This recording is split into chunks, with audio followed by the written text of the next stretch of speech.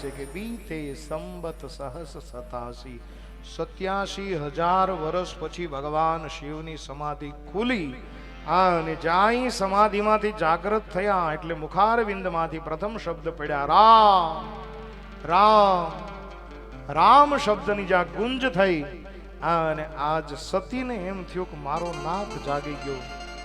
પણ તુલસીદાસજી અહીંયા ચતુરાઈ ભરી વાણીથી લખ્યું છે કે હવે સતીના નાથ નહીં, હવે તો જગતનો નાથ જાગ્યો છે. જાને હું સતી જગતપતિ જાગે, આખા જગતનો નાથ ભગવાન શિવ જાગી ગયા છે. જેવા જાગ્યા એટલે તરત સતી પાસે આવ્યા છે અને જ્યાં પાસે આવ્યા ડાબી બાજુનો બેસવાનો અધિકાર પત્નીનો છે. જ્યાં ડાબી બાજુએ બેસવા ગયા મેરે ભાઈ બહેન ઘટના એ ઘટી. શિવજી મહારાજ કહે છે કે સન્મુખ બિરાજિત થાવ. સતી ન સમજ્યા તો એક આસન હતું એ સન્મુખ બિરાજિત કરી દીધું. સતી સામે બેઠા છે. સામે આસન નાખી અને ભગવાન શિવે એવું બતાવી દીધું કે હે સતી, ડાબી બાજુએ બેસવાનો અધિકાર તમે ખોઈ ચૂક્યા છો. હા, અને એટલા માટે હવે તમે સન્મુખ બેસો. સન્મુખ બેઠા. આ જગતનો ભોળિયો દેવ દેવાધિ મહાદેવ આજ વિચાર કરે છે કે હજી પણ જો સતી માની જાય અને એ સ્વીકારી લે કે મેં રામની પરીક્ષા સીતાના સ્વરૂપે લીધી હતી તો હજી પણ એનું અકલ્યાણ થતા બચી જાય. એટલા માટે 87,000 વર્ષ પછી ફરીવાર રામકથા શરૂ થઈ છે. કૈલાસના શિખર ઉપર શિવજી મહારાજનો છેલ્લો પ્રયત્ન. મનમાં વિચાર કરે છે ભગવાન શિવ કે કુંભજે કથા કરી અને ન સાંભળી, કાંઈ વાંધો નહીં, ચાલ હું કથા કરું, એનો પતિ છું. હા, અને કૈલાસના ખોપરા ઉપર સાહેબ શિવે કથાના મંડાણ કર્યા. અને જેવા કથાનું મંડાણ કર્યું ભગવાન રાઘવેન્દ્ર સરકારની કથા શરૂ થઈ. તુલસીદાસજી કહે છે કે કૈલાસના શિખર ઉપરથી વિમાનો ઉડતા ઉડતા જ્યાં ગયા. હા, અને સતીએ કીધું કે પ્રભુ એક કામ કરો, કથા તો આપણે પછી સાંભળશું અને કરશું, પેલા મને બતાવો આ વિમાન ક્યાં જાય છે. મેરું ડગી જાય.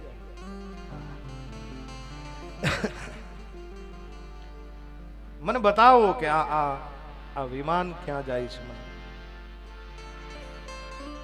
શિવજી મહારાજ કહે છે કે ઓહો, કુંભજે કથા કરીને સતી ન સાંભળે કાંઈ વાંધો નહીં, પણ હું કથા કરું અને આનું ધ્યાન વિમાનમાં જાય. પ્રયત્ન નિષ્ફળ ગયો છે.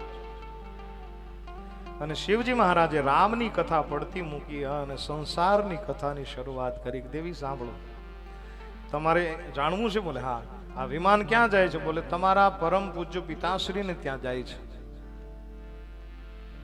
બોલે મારા પિતાશ્રીને ત્યાં શા માટે જાય છે? બોલે મારો બદલો લેવા માટે એક યજ્ઞનું આયોજન કર્યું છે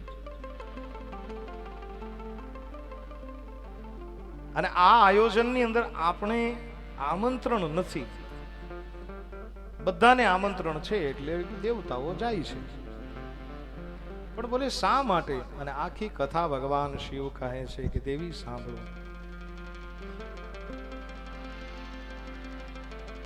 બ્રહ્માજીએ જ્યારે દક્ષ મહારાજને એટલે કે તમારા પિતાશ્રીને, મારા સસરાને જ્યારે પ્રજાપતિનું બિરુદ આપ્યું ત્યારે એક સભાનું આયોજન થયું. સભાની અંદર હું પણ હતો, બ્રહ્માજી પણ હતા, વિષ્ણુ પણ હતા અને અન્ય દેવતાઓ પણ હતા. હવે દક્ષ પ્રજાપતિ છે અને પ્રજાપતિ હોવાના નાતે થોડાક પાછળથી આવે, મોડા આવે. તમારા પિતાજીને આવતા મોડું થયું. તમામ દેવતાઓ રાહ જોતા હતા. મારું ધ્યાન ભગવાન રામના સુમિરનમાં હતું. મારી આંખો બંધ હતી અને તમારા પિતાજી આવી ગયા. જેવા આવ્યા એટલે તમામ દેવતાઓએ ઊભા થઈ અને સ્વાગત કર્યું. મારી આંખો બંધ હતી, અજાણતા હું ઊભો ન થયો અને આનો બદલો લેવા માટે ભરી સભામાં દેવી તમારા પિતાજીએ મારું અપમાન કર્યું. દેવતાઓની સભાની અંદર તમારા પિતાશ્રી એવું બોલ્યા કે ક્યાં મારી ફૂલ જેવી દીકરી અને ક્યાં આ બાવળિયા જેવા વરરાજા સાથે મેં પરણાવી દીધી, જેને નાના મોટાનું ભાન નથી. કોઈ સન્માનની વ્યક્તિ આવે તો એનો ઊભો થવાની ભાન નથી. અને આનું મને ભારોભાર અપમાન લાગ્યું છે, આનો બદલો હું જરૂરથી લઈશ. આમ કહી અને પ્રજાપતિ દક્ષ એટલે કે તમારા પિતાજી પગ પછાડતા પછાડતા એ સભામાંથી નીકળી ગયા. અને એ અપમાનનો બદલો લેવા માટે તમારા પિતાજીએ કનખલ ક્ષેત્રમાં યજ્ઞનું આયોજન કર્યું છે, ને આ વિમાનો ત્યાં જાય છે. અને મને તો એવું લાગે છે કે દરેક દેવતાઓને પત્રિકાની અંદર દાદા તાજા કલમ કરીને લખ્યું છે દક્ષ મહારાજે કે જેટલા દેવતાઓ તમે આવો એ કૈલાસ ઉપર થઈને આવજો, આમ જેથી કરીને શિવને ખબર પડે મારા ઘરે કંઈક છે.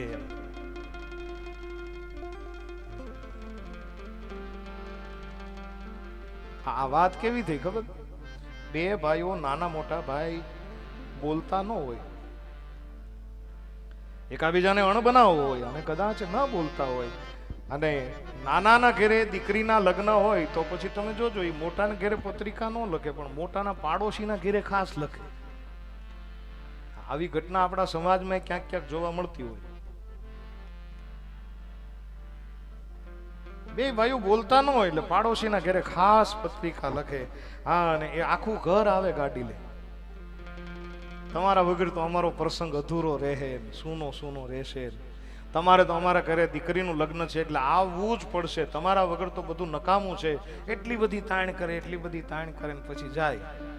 ગાડી લઈને પેલા આમ જાય, હજી પાદર ન પહોંચે, પાડોશી એવા હોય જમરૂક જેવા, ઈ તરત પાછો મોટાને ઘેરે જાય પત્રિકા લઈ. તમારા નાના ભાઈના ઘરે પત્રિકા લગ્ન છે ને પત્રિકા આવી છે અમારે, તમારે પત્રિકા આવી કે નહીં? આવું ટપકું મૂકે. પછી મોટા ભાઈને કહેવાનું મન થાય કે ભાઈ અમારે નથી ને એટલે જ તારે ત્યાં જવાનું થાય છે, બાકી તારા પગલા ત્યાં હોય અમારા ઘરમાં. દેવતાઓ વિમાન લઈ અને જાય છે. આ વાત જ્યારે સાંભળી અને સતીનું મન આમે વ્યથિત છે, અને વ્યથિત મનથી આજ સતી જવાની ઈચ્છા દર્શાવે છે કે મહાદેવ, એટલે હા મારે મારા પિતાશ્રીને ત્યાં જવું છે. શિવજી મહારાજ સમજાવે કે દેવી સાંભળો, જ્યાં આમંત્રણ ન હોય ને ત્યાં ન જવાય. સતી કહે છે કે મારે જવું છે. શિવજી મહારાજ કહે છે કે બિના આમંત્રણ જઈ શકો. રામાયણમાં બહુ સારામાં સારી ચોપાઈ આવી છે, મારે ને તમારે સમજવા જેવી ચોપાઈ. થોડી ધ્યાન से कथा को सुने मेरे भाई बहन.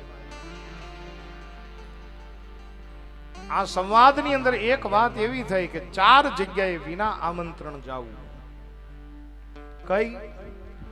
यद्यपि मित्र प्रभु पीतु गुरु गेहा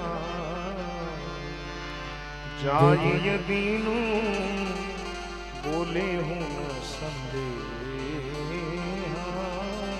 દેવી સાંભળો, 4 જગ્યાએ વિના આમંત્રણ જવાય. એમાં પેલું यद्यपि મિત્ર, તમારા મિત્રના ઘરે કંઈક માંગલિક પ્રસંગ હોય અને મિત્ર શરત ચૂકથી પત્રિકા લખતા ભૂલી ગયો હોય તો આમંત્રણની રાહ ન જોવી, પહોંચી જવું. રામચરિતમાનસ કહે છે.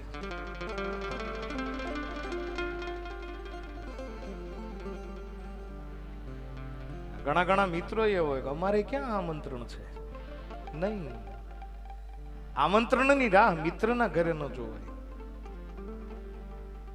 તમને આમંત્રણ મળ્યું હોય તોય ભલે, ન મળ્યું હોય તોય ભલે, આવડું મોટું કામ હોય, શરત ચૂકથી કદાચ ભૂલી ગયા હોય તો શું થઈ ગયું, પહોંચી જાઓ. રામકથા કહે છે. બીજું મિત્ર, બીજું છે પ્રભુ. પ્રભુ એટલે ભગવાન, ઈશ્વર, પરાત્પર બ્રહ્મ. ઈશ્વરને કેન્દ્ર બિંદુમાં લઈ અને જે ધાર્મિક પ્રસંગો થતા હોય, રામકથા કહે છે કે ત્યાં આમંત્રણની રાહ ન જોવી. બા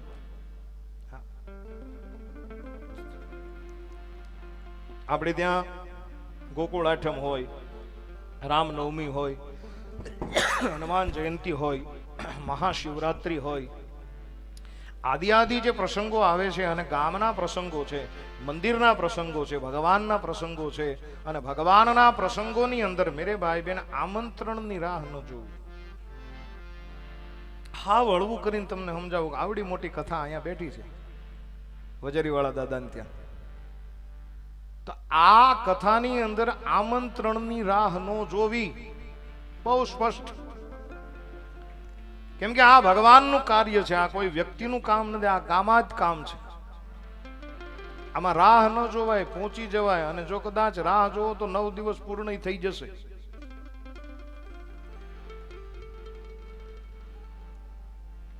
ભગવાનનું કામ હોય એમાં રાહ ન જોવો બાપ. અને ત્યારબાદ જદ્યપી મિત્ર પ્રભુ પિતુ,